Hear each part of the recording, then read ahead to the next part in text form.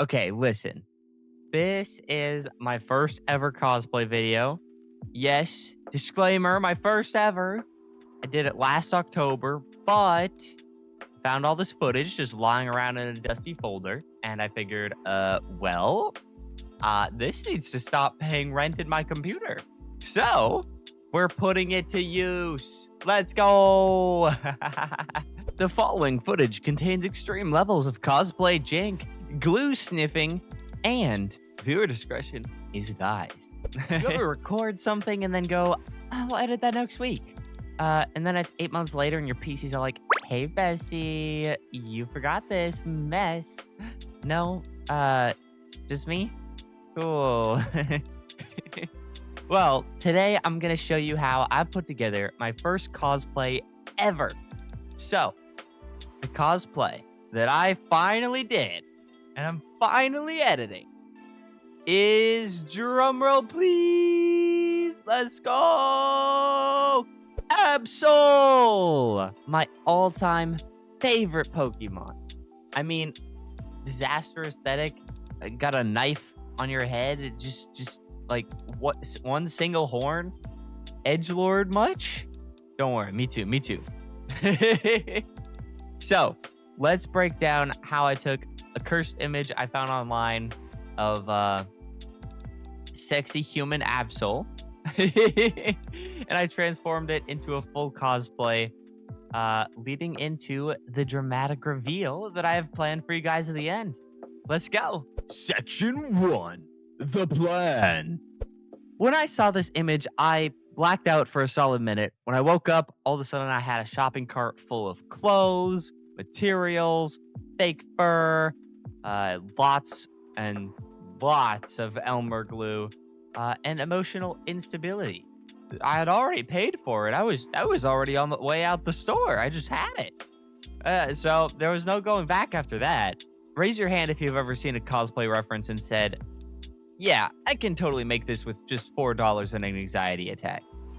Well, to make this disaster child, I need a horn, a wig, a jacket, a shirt, shorts and a belt, stockings, and some step on me vibe boot. We don't have a horn, obviously. I wasn't born with any horn. And I also, shockingly, don't naturally have long protagonist anime hair with a blue-white split. So, let's get into finding all the things we need. Step 2, the wig. I looked at so many wigs. Some were too short, some were way too long, some looked like they were smuggled out of a Spirit Halloween clearance bin. One wig looked at me and it just screamed Hatsune Miku. And I'm like, yes, but no, not right now.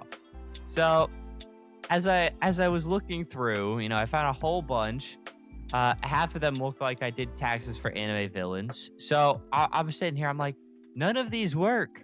None of them work. And why is every single wig either $12 and melting in the sunlight, or $600 and cursed by a witch? There's two options. Either cheap and trash, or not cheap, but you have to sell your soul for it. What the heck? What is this? I was about ready to DIY the whole thing, buy a blonde wig, dye it, cut it, and go all out crying. Just like, I'll do it myself. Just Sag Thanos, all right? But I did find a local wig maker who literally saved my soul. Holy crap. She, bless her heart, she said, I got you, fam. I got you. She made me a custom human hair wig, cut, styled, and colored, all for $40, including the base wig. I did have to go out, buy my own base human hair wig, bring it to her, and then she did all the dyeing, cutting, styling, all that stuff for me. And she actually installed it for me as well, just as a bonus. So shout out to her. And also, if you know anything about wigs, that's a war crime level steal, all right? heckin' 140. 140 for a nice ass human hair wig. What? That's crazy. That's the wig. We got the wig. Heck yeah, we got the wig. Okay, so that's one part completely taken care of. So that's good. And I don't even have to do the work on that. That's awesome. So after that, next up we have the horn. Oh boy.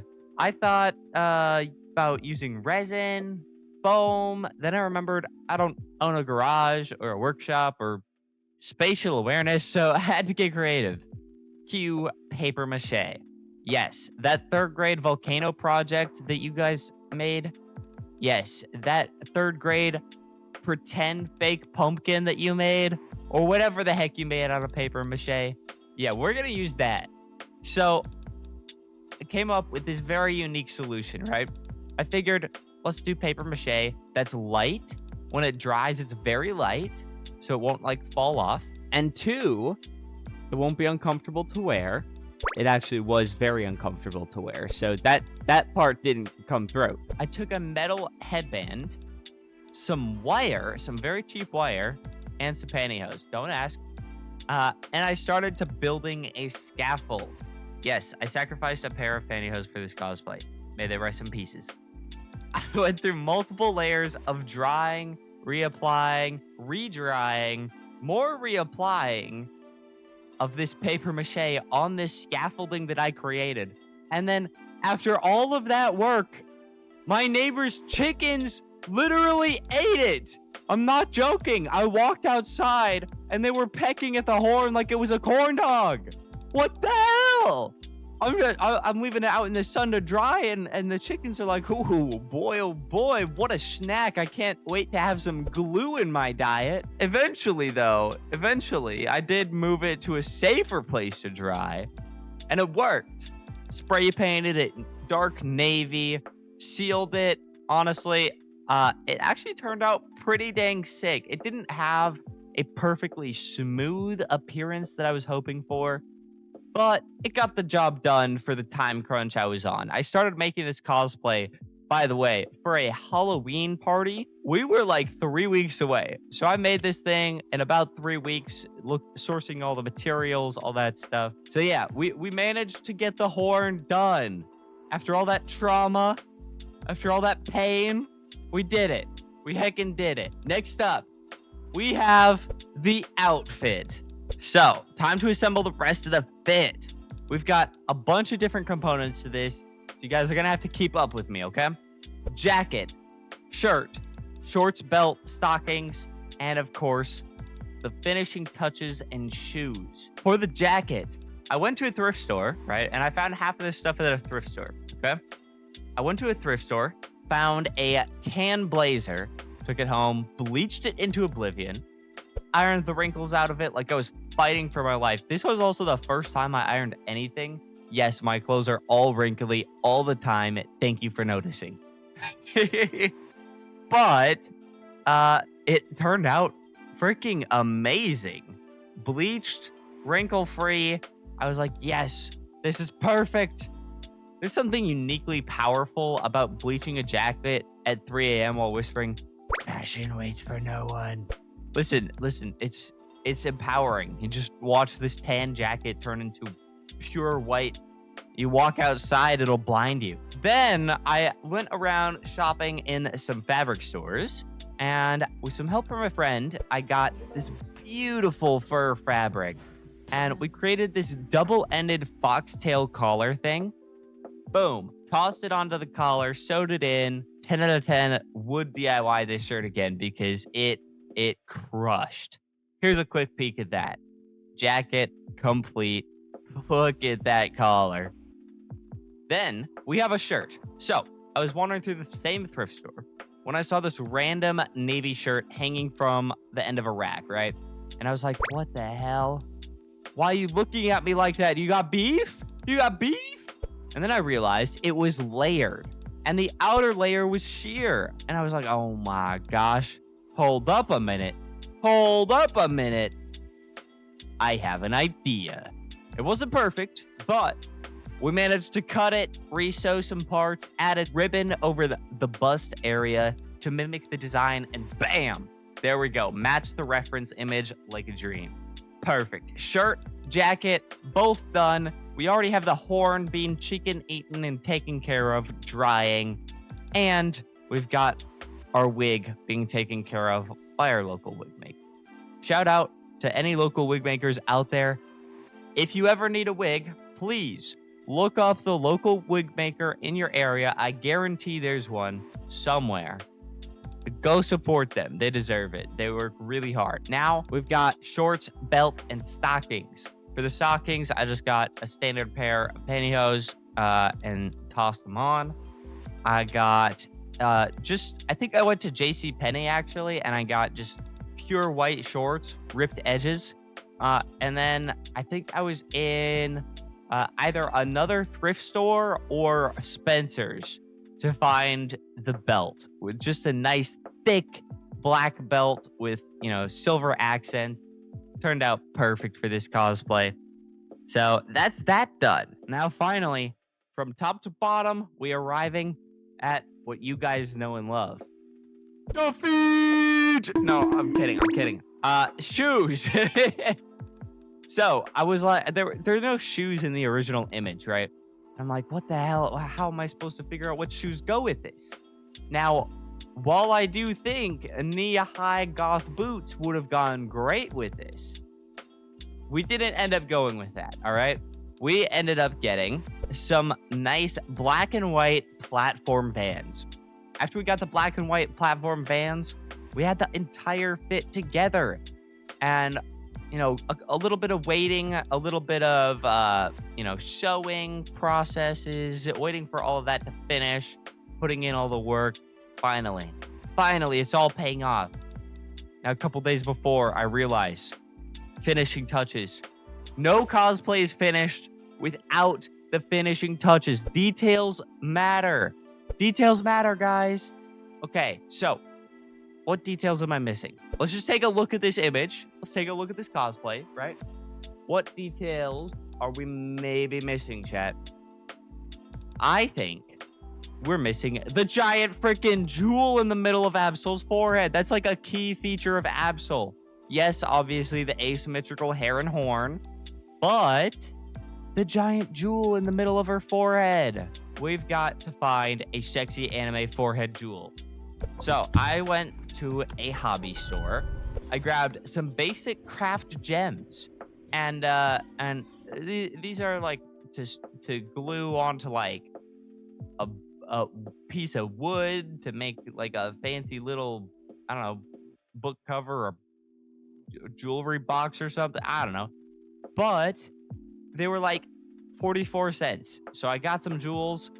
I spray painted them dark blue / black, kind of like a mist effect, and then slapped it onto my forehead using, you guessed it, Elmer's wood glue. That's right, my face had carpenter vibes. Now, don't do what I did unless you're ready to sacrifice your pores, but I did my makeup like I was being judged by every single anime character ever, and honestly, I kind of killed it. Matched it up with the forehead jewel that I had going. So we had makeup, we had forehead jewel, we had the entire outfit, and finally, after 2 to 3 weeks of fabric hunting, horn battling, chicken interference, sewing chaos, and gluing random things to my face, we have the final cosplay!